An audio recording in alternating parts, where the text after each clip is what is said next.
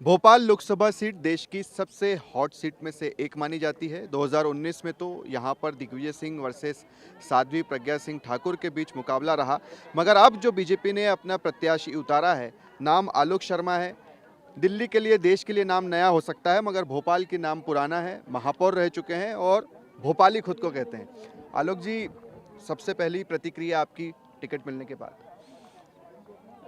सबसे तो पहले मैं देश के यशस्वी प्रधानमंत्री आदरणीय नरेंद्र मोदी जी का, भारतीय जनता पार्टी के राष्ट्रीय अध्यक्ष जगत प्रकाश नड्डा जी का, देश के केंद्रीय गृह मंत्री आदरणीय अमित शाह जी का, भारतीय जनता पार्टी के यशस्वी प्रदेश अध्यक्ष विष्णुदत्त शर्मा जी का, संगठन महामंत्री हितानंद शर्मा जी का, प्रदेश के यशस्वी मुख्यमंत्री डॉक्टर मोहन यादव जी का, भारतीय जनता पार्टी के वरिष्ठ नेता पूर्व मुख्यमंत्री शिवराज सिंह चौहान जी का, केंद्रीय नेतृत्व का, प्रदेश नेतृत्व का बहुत बहुत आभार व्यक्त करना चाहता हूं कि मुझ जैसे एक ज़मीन से जुड़े हुए साधारण कार्यकर्ता को भोपाल लोकसभा सीट से प्रत्याशी बनाया है।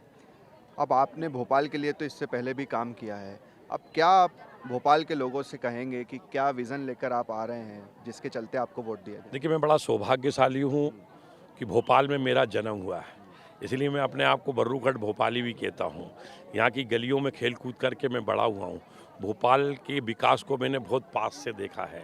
मैं पुराने भोपाल से आता हूँ, जब भोपाल बहुत छोटा था। आज भोपाल 418 वर्ग किलोमीटर में फैल गया है। भोपाल की जनता ने मुझे 2 बार पार्षद बनाया। भोपाल की जनता ने मुझे महापौर के रूप में अवसर दिया।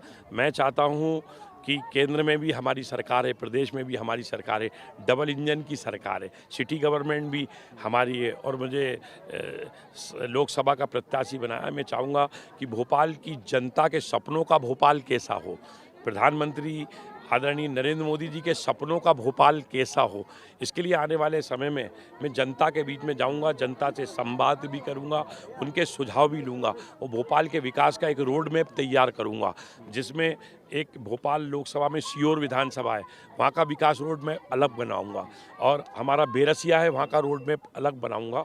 कुल मिलाकर जनता क्या चाहती है और मैं अध्ययन करूंगा इस बात का कि आज देश में कौन कौन सी ऐसी राजधानी हैं और वहाँ पे इंफ्रास्ट्रक्चर में नए नए क्या काम हुए हैं जिनकी आवश्यकता है। भारतीय जनता पार्टी की सरकार ने भोपाल को स्मार्ट सिटी बनाया, हेरिटेज सिटी बनाया, डिजिटल सिटी बनाया।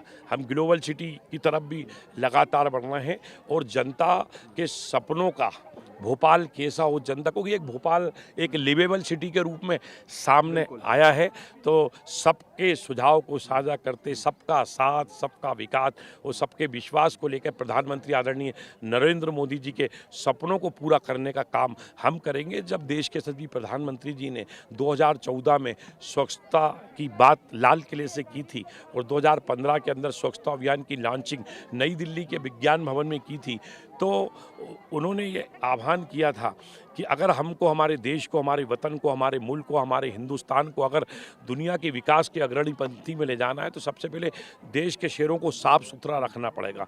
मैं समझता हूँ कि राष्ट्रपिता महात्मा गांधी के बाद देश में कई प्रधानमंत्री हुए, पर राष्ट्रपिता महात्मा गांधी के बाद आदरणीय नरेंद्र मोदी जी एक ऐसे प्रधानमंत्री हैं जिन्होंने कि स्वच्छता की तरफ ध्यान दिया। उस पंचवाक्य को हमने पूरा किया, भोपाल ने पूरा किया, जनता समाज के सहयोग से पूरा किया। एक छोटी सी वानगी मैं बताता हूँ, जब आप दिल्ली से भोपाल आते हैं तो 100 साल का कचरा दिखता था भानपुर पे। भानपुर का कचरा खंती था, जब मरी हुई बिल्ली, मरा हुए कुत्ते, मरे हुए बकरे, जानवर पड़े रहते थे, बदबू आती थी, उसमें मिथेन बन जाती थी। और प्रधानमंत्री जी की दूरदृष्टि, उनकी स्पष्ट नीति के कारण हमने एक प्रतिभागी के रूप में, एक प्रतियोगी के रूप में हमने अध्ययन किया और आज आप देखिए प्रधानमंत्री जी ने जैसा कहा था वो करके आज भारतीय जनता पार्टी की सरकार ने कहा आज वहाँ खूबसूरत पार्क बन गया है। तो मैं समझता हूँ कि हम देश की राजधानी का अध्ययन करेंगे, अलग अलग क्या डेवलपमेंट में हुए हैं और सबके सहयोग से उसको इम्प्लीमेंट करने का काम करेंगे। और मैं समझता हूँ कि आने वाले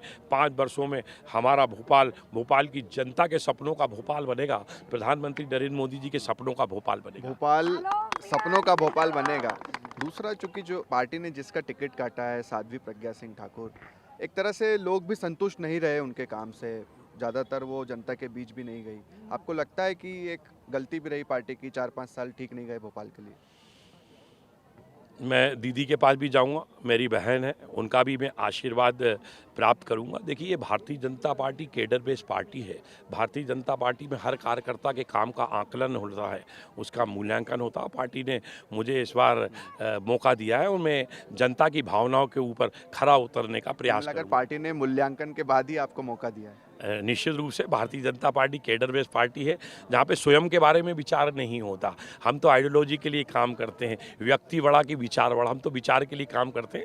मेरा हमेशा कहना है कि भारतीय जनता पार्टी में कुछ अदृश्य आंखें होती हैं, वो हर कार्यकर्ता पे निगाह रखती हैं कि इनकी कार्य पद्धति कैसी है, इनका आचरण कैसा है, इनका व्यवहार कैसा है। आलोक जी, पिछली दफ़ा दिग्विजय सिंह यहाँ से चुनाव लड़े थे और उनका वोट जो है वो राजगढ़ में था, वोट डालने नहीं जा पाए, फिर उन्होंने अपना वोट भी शामला हिल्स में ही करवा लिया है। कुल मिलाकर तैयारी कर रहे थे।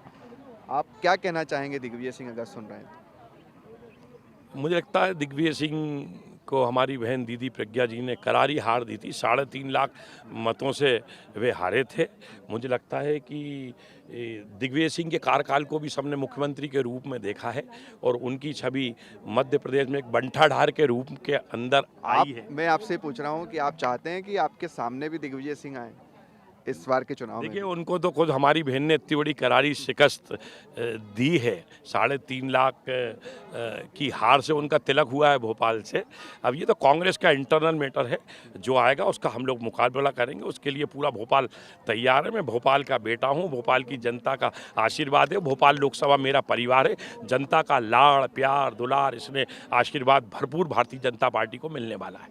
चलिए, हमारे साथ बातचीत कर रहे थे भोपाल लोकसभा सीट से बीजेपी के प्रत्याशी आलोक शर्मा, जो कि पूरी तरह से चुनाव के लिए तैयार हैं, चुनौतियों के लिए तैयार हैं और ये बात भी कह रहे हैं कि पार्टी ने उनके काम का मूल्यांकन किया, उसके बाद ही उन्हें मौका दिया है। कैमरा पर्सन मुकेश के साथ शुभम गुप्ता, TV9 भारतवर्ष, भोपाल।